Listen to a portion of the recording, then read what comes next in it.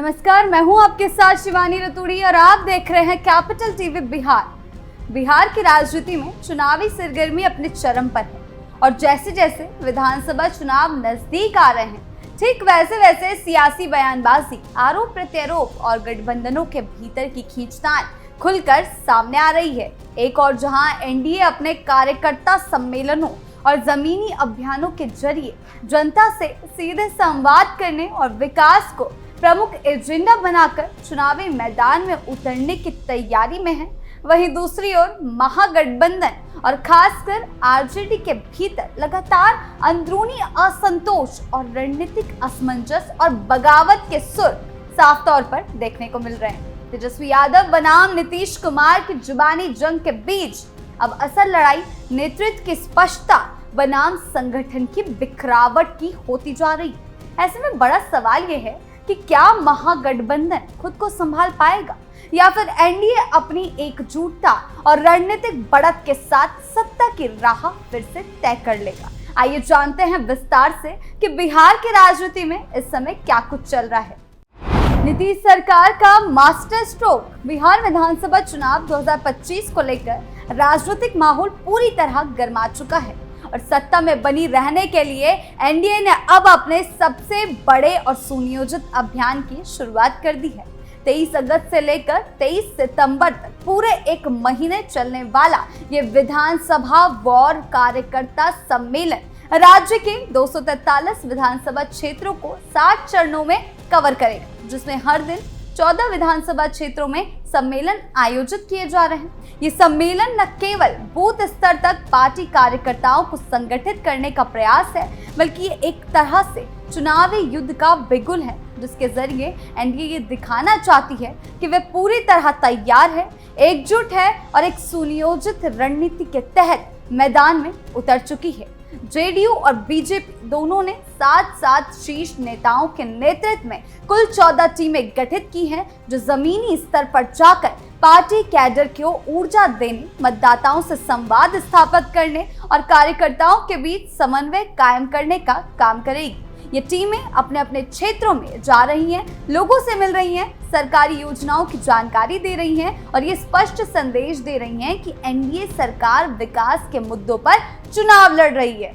JDU की ओर से जिन नेताओं को इस जिम्मेदारी के साथ मैदान में उतारा गया है, उनमें पार्टी के राष्ट्रीय कार्यकारी अध्यक्ष और राज्यसभा सांसद संजय कुमार झा, बिहार सरकार के वरिष्ठ मंत्री विजय कुमार चौधरी, प्रदेश अध्यक्ष उमेश सिंह कुशवाहा, केंद्रीय राज्य मंत्री रामनाथ ठाकुर, मंत्री श्रवण कुमार, मंत्री अशोक चौधरी और रत्नेश सदा शामिल हैं।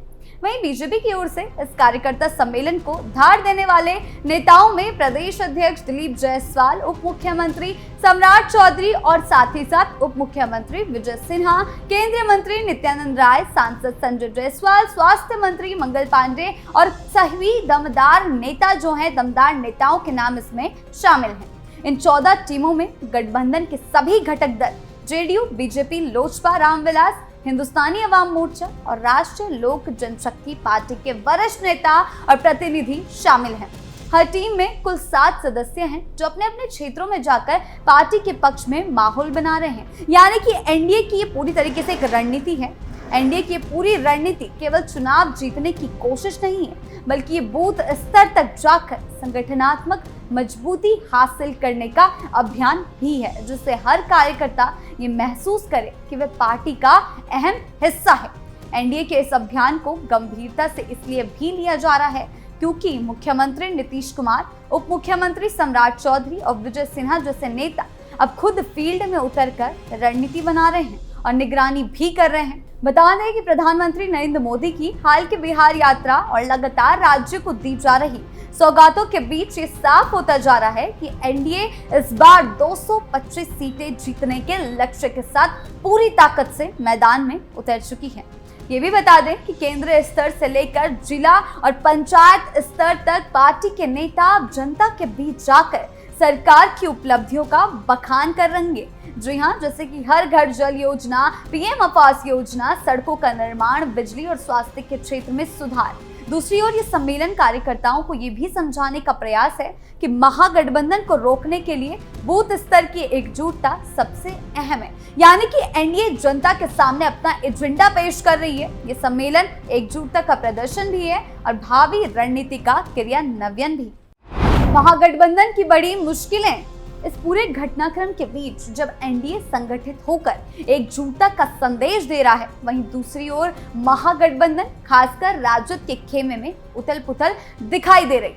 हाल ही में आरजेडी के 2 विधायक नवादा की विभा देवी और रजौली से विधायक प्रकाश वीर प्रधानमंत्री नरेंद्र मोदी की सभा में मंच साझा करते हुए नजर आए, जिससे महागठबंधन की अंदरूनी स्थिति पर सीधे तौर पर सवाल खड़े हो गए। इन दोनों विधायकों की बगावत से पहले भी 4 अन्य विधायक पार्टी छोड़ चुके हैं, जिससे राजद का संगठनात्मक ढांचा डगमगाने लगा है। आपको बता दें कि एक और जहां एनडीए सरकार जो है अपनी रणनीति पेश कर रही है, वहीं दूसरी ओर महागठबंधन बिखराव को देख रही है। प्रदेश अध्यक्ष मंगनी लाल मंडल ने हालांकि मीडिया के सामने तो ये कहने की कोशिश की कि इससे पार्टी को कोई फर्क नहीं पड़ता, लेकिन हकीकत ये है कि ये घटनाएं पार्टी के अंदर गहरे असंतोष और अस्थिरता को उजागर करती है। मंडल का यह बयान कि सब अब इससे कोई भी फर्क नहीं पड़ेगा, जो गया है उसे टिकट नहीं मिलेगा, कहीं ना कहीं संकट को स्वीकार करने के बजाय उसे नजरअंदाज करने की रणनीति नजर आती है। यानी कि दिखाना तो ये है कि फर्क नहीं पड़ रहा, लेकिन फर्क तो सचमुच पड़ता है, जो चुनावी साल में पार्टी के लिए खतरनाक साबित हो सकता है। महागठबंधन के लिए ये समय इसलिए भी चुनौतीपूर्ण है क्योंकि जब एनडीए बूथ स्तर तक जा रहा है, हर विधानसभा में सम्मेलन कर रहा है और सशक्त नेतृत्व के साथ मैदान में है, तब महागठबंधन के भीतर ही एकजुटता की कमी साफ दिखाई दे रही है। इंडिया गठबंधन के प्रमुख चेहरों राहुल गांधी और तेजस्वी यादव ने मिलकर वोटर अधिकार यात्रा शुरू की थी, जिसमें यह आरोप लगाया कि चुनाव आयोग और एनडीए मिलकर वोटर लिस्ट से नाम हटाने की साजिश कर रहे हैं। यानी कि चुनाव आयोग को घेरने की उनकी पूरी मंशा थी, जिसमें अब वो खुद ही गिर गए हैं। इस अभियान को लेकर विपक्ष आक्रामक दिखने की कोशिश कर रहा था, लेकिन वोटर अधिकार यात्रा एक संवेदनशील मुद्दा है, लेकिन उसके इर्द गिर्द कोई संगठित जन आंदोलन खड़ा होता नहीं दिखा, यानी कि जनता को इस पर यकीन नहीं हुआ। एक तरफ जब एनडीए अपने मिशन 225 के तहत जनता के बीच विकास और स्थिरता का संदेश दे रहा है, वहीं दूसरी तरफ महागठबंधन में न केवल विधायक असंतुष्ट हैं, बल्कि मतदाता भी ये तय करने की दुविधा में है कि विपक्ष का स्पष्ट एजेंडा क्या है। सवाल यही उठ रहा है, आरजेडी के टिकट पर जीते विधायक जब एनडीए के मंच पर पहुंच रहे हैं, तो सवाल ये उठता है कि पार्टी की आंतरिक संवाद व्यवस्था और नेतृत्व में कहां कमी रह गई। महागठबंधन इतना कैसे टूट रहा है? विपक्ष अभी तक ये तय नहीं कर पा रहा है कि चुनाव का मुख्य मुद्दा क्या है। बेरोजगारी होगा, महंगाई होगा, जातीय जनगणना होगा, सामाजिक न्याय होगा या फिर चुनावी संस्थाओं पर सवाल। वहीं एनडीए ने विकास और स्थिरता को अपना मजबूत एजेंडा बना लिया है और यही कारण है कि उसकी राजनीतिक लाइन जनता तक साफ तौर पर पहुंच रही है। ऐसे में ये कहना गलत नहीं होगा कि बिहार विधानसभा चुनाव अब केवल सीटों की लड़ाई नहीं रह गई, बल्कि एक रणनीति और संदेश की लड़ाई बन चुकी है। महागठबंधन सिर्फ आरोप प्रत्यारोप की राजनीति में उलझ गया है। विधायक छोड़कर जा रहे हैं, विधायक बगावत कर रहे हैं, साथ ही साथ जहां एक तरफ एनडीए संगठित रूप से मैदान में है, वहीं महागठबंधन अपनी रणनीति को लेकर लगातार असमंजस में दिखाई दे रहा है। राजद को जहां अपने बागी विधायकों से निपटना है, वहीं उसे आम मतदाता के बीच ये विश्वास भी कायम करना है कि वह एकजुट है, मजबूत है और उनके पास एक ठोस विकल्प है। जबकि एनडीए अब उस मोड़ में आ चुका है जहां वे चुनाव को केवल जीतने नहीं, बल्कि निर्णायक रूप से बहुमत हासिल करने के लिए लड़ रहा है। बिहार में राजनीतिक तस्वीर साफ होती दिखाई दे रही है। एनडीए संगठित, रणनीतिक और आत्मविश्वास से भरा हुआ नजर आ रहा है। बीच में कुछ देखने को मिल रहा था कि असमंजस की स्थिति, लेकिन अब वो भी साफ होती जा रही है, जबकि महागठबंधन को अभी भी अपनी दिशा तय करनी है। समय तेजी से गुजर रहा है और जो गठबंधन जमीनी स्तर पर पहले पकड़ बना लेगा, वही चुनावी समर में बाजी मारेगा।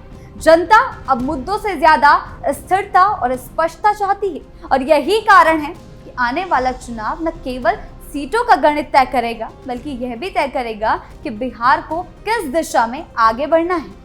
बिहार की सियासी जंग अब निर्णायक मोड़ पर पहुंच चुकी है, जहां एक और एनडीए अपनी संगठित रणनीति, नेतृत्व की स्पष्टता और विकास के मुद्दों के साथ बूथ स्तर तक पैठ बनाने में जुटा है, वहीं दूसरी ओर महागठबंधन अंदरूनी असंतोष, बगावत और नेतृत्व की अस्पष्टता से जूझता हुआ नजर आ रहा है। कार्यकर्ता सम्मेलन जैसे बड़े और व्यवस्थित आयोजनों से एनडीए यह भी संदेश दे रहा है कि वे सत्ता में बने रहने के लिए न केवल तैयार है, बल्कि जनता का विश्वास दोबारा जीतने को लेकर पूरी तरह प्रतिबद्ध है। वहीं महागठबंधन के लिए ये वक्त आत्ममंथन का है। उसे अपने संदेश, संगठन और नेतृत्व में नया पल लाना होगा। आरोप प्रत्यारोप की राजनीति से बाहर आना होगा, नहीं तो आने वाला चुनाव केवल एक औपचारिक लड़ाई बनकर रह जाएगा, जिसमें जीत पहले ही तय हो चुकी होगी। बिहार की जनता इस बार केवल वादों से नहीं, बल्कि नीति, नीयत को देखकर अपना फैसला करेगी। आपकी इस बारे में क्या राय है, हमें कमेंट सेक्शन में जरूर बताएं। नमस्कार।